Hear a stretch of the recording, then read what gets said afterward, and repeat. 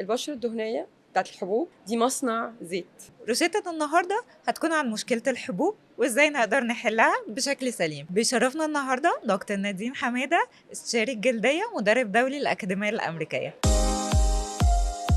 كتير قوي احنا بنشوفها على طول، لأنه كل 10 هتلاقي 8 تقريبا Exactly. بيجيلهم حبوب، فدي مشكلة متكررة في العيادة عندنا على طول. احنا عادة ساعات بنستخدم حاجات، هل ممكن تكون بتضر بشرتنا أو بتساعد على ظهور الحبوب بشكل أسرع؟ احنا بنيجي بالمشاكل بقى بتاعة الكشف الأولاني اللي هو كان غلط خالص. أيوة. ممكن مثلا فكرة ان البنات الصغيرين كلهم عندهم اعتقاد ان انا لازم ارطب بشرتي، انا مم. برطب كتير فانا كده بخلي بالي من بشرتي، واحنا البشرة الدهنية بتاعة الحبوب دي مصنع زيت. في ناس بشرتها دهنية بس حساسة، وبالتالي اول ما بتحط التقشير وشها بيتحرق. ازاي اختار البرودكت المناسب ليا عشان اعتني ببشرتي او اخر ظهور الحبوب؟ فلازم نكشف مظبوط عشان نعرف نقول الروشتة مظبوط. لو انا بشرتي دهنيه او مختلطه بيطلع لي حبوب بسيطه، يبقى احنا في عندنا حل ممكن نعمله. الحاجه الاولانيه ان انا بستخدم كلينزر مناسب، ما يكونش بينشف بشرتي قوي بس بينظفها بشكل كويس. تاني حاجه الحبوب الملتهبه نفسها نستخدم عليها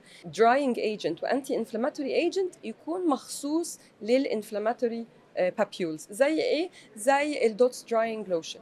لازم نستخدم حاجه مرطبه مخصوصه للبشره الدهنيه. وهنا هيبقى عندنا الدوتس مويسترايزنج كريم اللي هو مخصوص للبشره الدهنيه. استنوا روشتتكم في حلقات روشته من الاخر.